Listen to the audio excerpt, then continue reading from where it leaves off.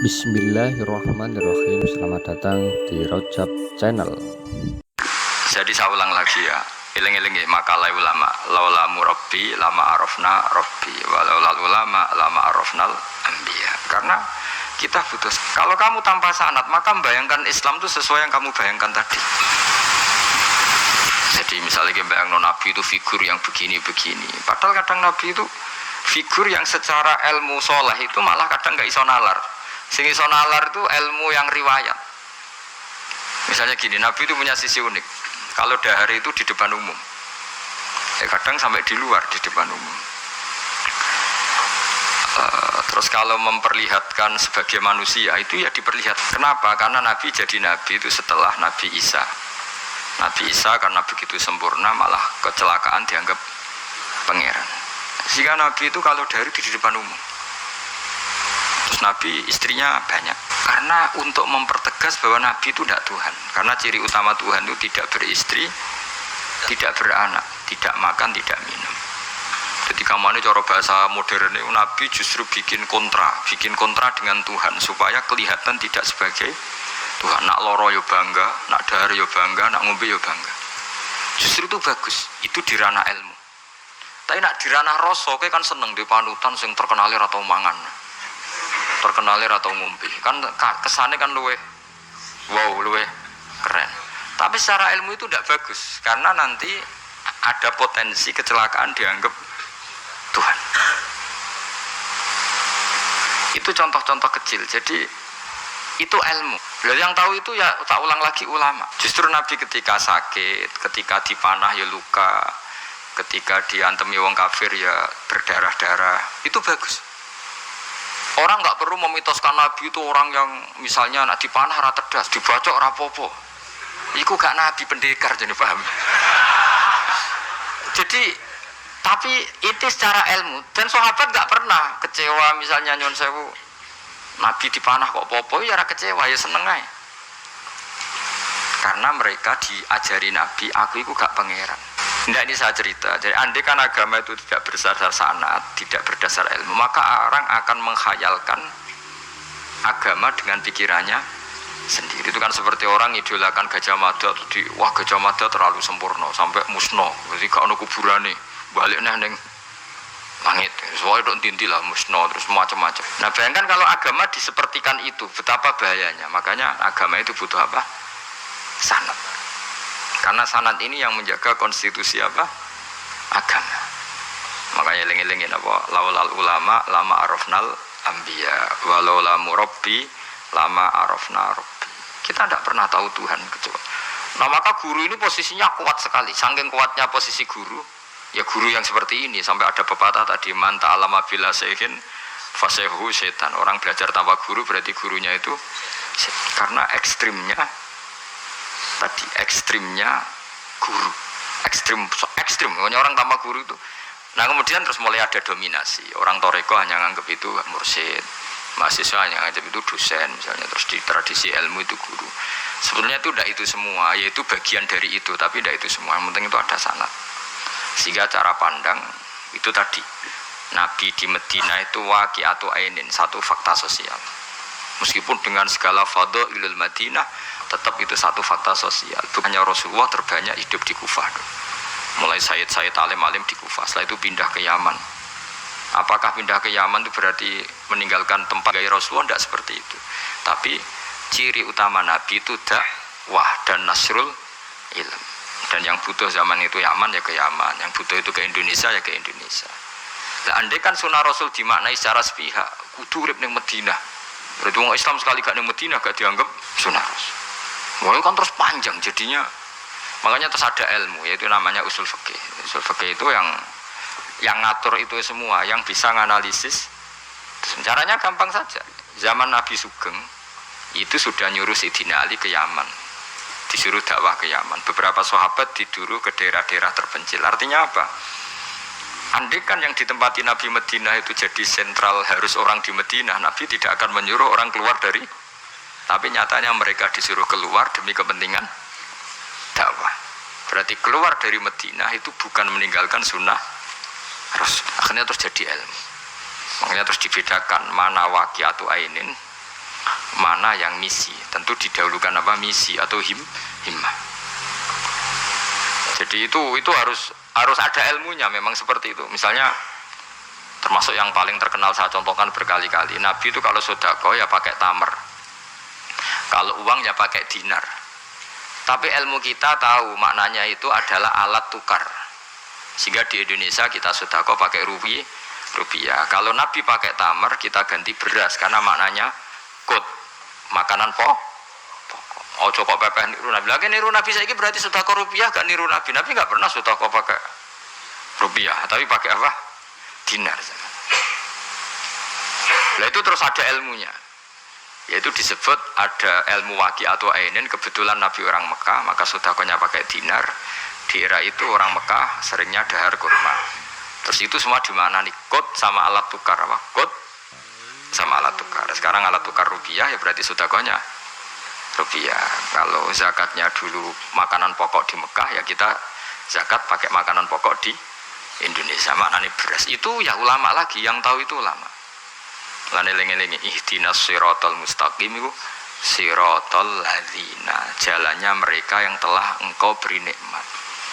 Karena kalau langsung anut Allah anut apa? Anut Kanjeng Nabi misalnya, terus sanatnya gimana coba? Misalnya sholat madhep Ka'bah, itu ya sudah kita anut Nabi, sholat itu madhep Ka'bah. Tapi zaman Nabi teng Medina itu luas masjid Medina itu sudah lebih dari luasnya Ka'bah. Giling-giling. Dina ana wong fanatik Ka'bah itu, fanatik presisi Ka'bah, itu rapati ngaji. Zaman Nabi Sugeng itu luas masjid Medina itu sudah lebih luas ketimbang Ka'bah. Ka'bah itu hanya 18 kali 16 meter. Saya rungono 16 sampai 18 meter diameternya itu. Berarti kalau ingin kenceng Ka'bah, semua masjid harus luas maksimal itu 18 meter. Karena kalau masjid itu 50 meter, berarti ujung yang sana sama sana itu sudah tidak center Ka'bah. Kalau ingin center harus bentuk U. Iya kan? Kalau Ka'bah itu 18 meter, kalau ingin kenceng Ka'bah berarti masjid semua harus berapa luasnya? 18 meter. Nanti kalau 50 meter yang ujung sana sama ujung sana, bodoh utopia, bodoh. Tapi zaman Nabi Sugeng itu masjid di Medina itu sudah lebih luas ketimbang diameter. Itu menunjukkan bahwa madhep Ka'bah itu tidak harus persis Ka'bah untuk jarak yang jauh, cukup jihah itu namanya arah. Ya terus seperti itu. Lagi-lagi laul ulama lama arafnal ambiya. Kemudian nasah mansuh. Kalau sampean belajar textbook, Nabi Ibrahim bojone akeh, Nabi Dawud bojone akeh, Nabi Sulaiman apa meneh. Kowe langsung anut. Ya tidak bisa, ulama yang tahu ini syariat yang sudah mansukhoh, sudah dihapus ketentuannya. Ya begitu terus seterusnya. Ngilangin najis ya begitu, terus ngelola anak ya begitu, semuanya. Terus ulama ngarang fikih detail itu, disebut kitab fikih itu, ada Fathul Qorib, ada Fathul Mu'in. Jadi kamu tidak bisa berdiri sendiri memahami agama. Makanya laulal isnad laqala man sa'a masa, andaikan tidak ada sanad maka orang akan semau gue, karena dia punya pikiran, kebetulan dia kiai, dianggap itu pikirannya Islam. Dia punya pikiran, kemudian dia mubalek pas acara Islam, dikira itu pikiran, padahal pikirannya juga ada orang ngomong, kiai sekarang harus kaya, kalau gak kaya gak dihormati. Mana ada target Islam ingin dihormati? Itu satu kesalahan. Bilang harus kaya, mana ada di antara hukum fikih itu kaya itu harus. Mengharuskan sesuatu yang tidak wajib itu dosa besar. Ijabu malam wajib. Itu dosa salahnya kebanyakan. Terus target supaya dihormati, mana ada target Islam orang yang ingin diridani Allah, pengen dihormati uang. Lucu meneh kan, itu mesti pikirannya sendiri, tidak mungkin itu pikiran Islam.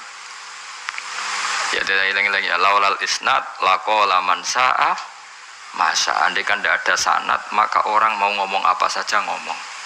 Terus dibutuhkan sanad. Termasuk yang ekstrim itu juga butuh sanad. Misalnya ini contoh paling gampang ya. Ada dua orang saling bunuh, sama-sama mukmin, sama-sama bawa pedang tarung, terus yang satu terbunuh. Zaman Nabi Sugeng itu ngendikan al-qatil wal maqtul finnar, yang bunuh dan yang dibunuh di neraka. Buktinya zaman sahabat itu iskal itu janggal. Hadza al-qatil ya Rasulullah, fama balil maktul. Oke, kalau yang terbunuh, yang membunuh masuk neraka saya sepakat ya Rasul. Tapi kalau yang dibunuh dosanya apa? Jawab Nabi, innahu kana harison ala qatli sahibi. Yang terbunuh sebetulnya mentalnya pembunuh, cuma nasibnya. Maka yang diukur Islam itu himmah, bukan nasib. Dia terbunuh itu fakta, tapi mentalnya pembunuh, sehingga dia harus masuk neraka karena mentalnya pembunuh, nasibnya terbunuh, tapi mentalnya pembunuh, sehingga al-qatil wal maktul finnar. Nah itu seperti itu. Kalau nggak kita pakai riwayat nggak bisa, kita masih pakai logika yang qatil di neraka, yang maktul di surga. Maka jangan-jangan kita di Indonesia bisa saja kita ini Islamnya luar biasa, karena justru di Indonesia itu kita dakwah. Pokoknya di guyonan kiai terkenal itu, ini kisah nyata tapi jadi guyonan, tapi nyata. Ada orang dari beberapa negara, ya nggak apa-apa, imam akbarnya saja nggak dapat apa. Wah mereka cerita, wah kalau di kita digaji gini, karena negara sudah peduli sama imam masjid, sama imam musola gini. Nah, setelah dia bangga sama kiai Indonesia digosok, makanya kamu sholat terus ya, takut potong gaji.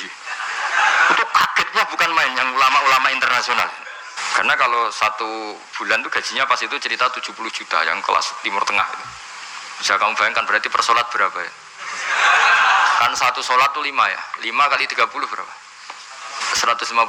Berarti per sholat nilainya sekitar 1 juta ya, 500 ribu ya. Berarti kalau nggak sholat 2 kali potong 1 juta.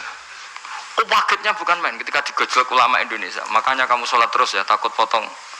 Akhirnya Indonesia khair, Indonesia bagus kan ya, mergo ora usah apa? Ora usah gaji. Meskipun ya mutang-mutung bolak-balik.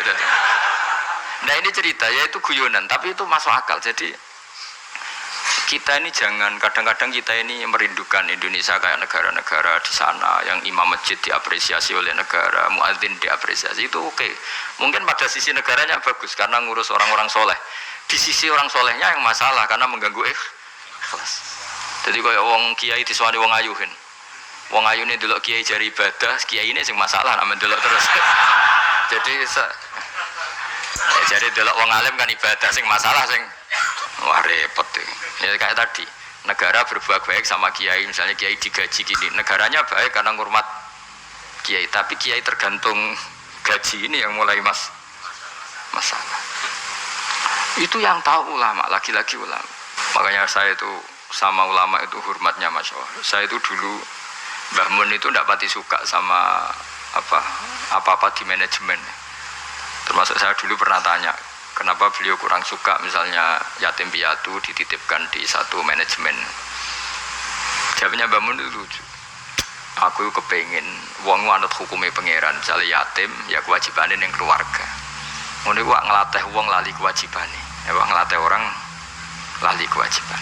Jadi misalnya saya punya kakak meninggal, anaknya misalnya yatim, atau punya adik meninggal, anaknya yatim. Agama ini kan punya aturan, kewajiban pertama pada ibunya, pada pamannya, pada keluarga dekat. Tapi lalu era modern itu, tentu yang bikin yayasan yatim piatu itu bagus, karena niatnya menampung yatim piatu, itu bagus, niat yang bagus. Problemnya di keluarga yatim tadi. Dari terbiasa merasa itu punya kewajiban ngurmat ponaan, gara-gara ada yayasan dititipkan. Berarti corong Jawa kulino tinggal gelanggang. Tapi tetap hukumnya Allah yang wajib siapa? Pak D, Pak L-nya. Tapi ketika ada yayasan dititipkan. Makanya kadang ada kebaikan tuh bagus di yang bikin karena niatnya baik, tapi tidak bagus untuk yang kita. Karena terus nanti orang itu terbiasa meninggalkan apa? Wajib. Nah, itu bahaya kalau ini begini terus, itu bahaya. Bahayanya tadi. Coba kalau dia di rumah keluarga, taruh saja gini. Punya Pak D 3, yang peduli 1 saja. Itu sudah kayak anaknya sendiri. Plus ada rasa, namanya sama ponaan tuh ada rasa. Belum ada misanan, minduan, tetangga. Kira-kira dapat limpahan kasih sayangnya banyak mana daripada di yayasan? Banyak di keluarga. Meskipun yayasan tuh ya bagus, tapi tetap tadi nggak boleh orang itu meninggalkan apa? Kewajiban. Itu cara berpikir ulama. Orang harus dilatih tanggung jawab terhadap kewajibannya sendiri. Makanya tadi ya, jadi pepatahnya itu. Tapi tetap yayasan tuh baik. Tapi problemnya tadi, terus wong kulino tinggal gelanggang Joro Jawa. Profesi yo gitu. Misalnya ben pinter di pondokno. Sebetulnya al-madrasatul ula itu ibu. Anak mbok pondokno sekira tanggung jawab. Sebetulnya pelajaran pertama dari anak adalah perilaku orang tua. Enak terus pondokno pas rano kiai, mun yai kula pas ra bongko anak kula dadekno wong saleh. Piye karepe sing di anak iku sapa? Percontohan anak itu pertama orang tua. Tapi saiki nah kiai ini apa? Gawe lembaga pendidikan ben orang bisa belajar. Wong tuane sing kuwaco. Terus ora tanggung. Makanya lucu kan akhirnya kiai itu sakit didik santri seneng akhirat mulai diwari kedunyan meneh mbek wong tuane. Dadi anggere mulai kambuh. Mondok apik neh kok mulai. Bukan tadi. Ya saya ulang lagi ya. Jadi Allah itu layak kulu walayanamu walayasrob. Allah itu enggak tidur, enggak makan, enggak minum, sehingga enggak bisa ditiru. Yang bisa ditiru itu sesama manusia. Mulane wazkur Ismaila wal Yasa wadal kifal wa ihdinas siratal mustaqim siratal ladzina an'amta alaihim. Maka ketika kita nanti masuk surga tu faulaika ma'al ladzina an'ama Allahu alaihim minan nabiyyin wasiddiqin wasyuhada'i wassalihin wa hasuna ulaika rafiqa. Jadi enggak bisa kamu soleh sendiri itu enggak bisa. Karena kalau soleh sendiri pasti dipimpin khayal, itu tak jamin pasti dipimpin apa? Khayal. Sehingga harus ada sanad. Makanya laulal isnad laqala man sa'a masa'a. Andai kan tidak ada sanad, maka orang mau ngomong apa saja diomongkan. Makanya kita butuh apa? Butuh sanad. Terima kasih telah menonton channel ini, semoga bermanfaat. Jangan lupa like, share, dan subscribe.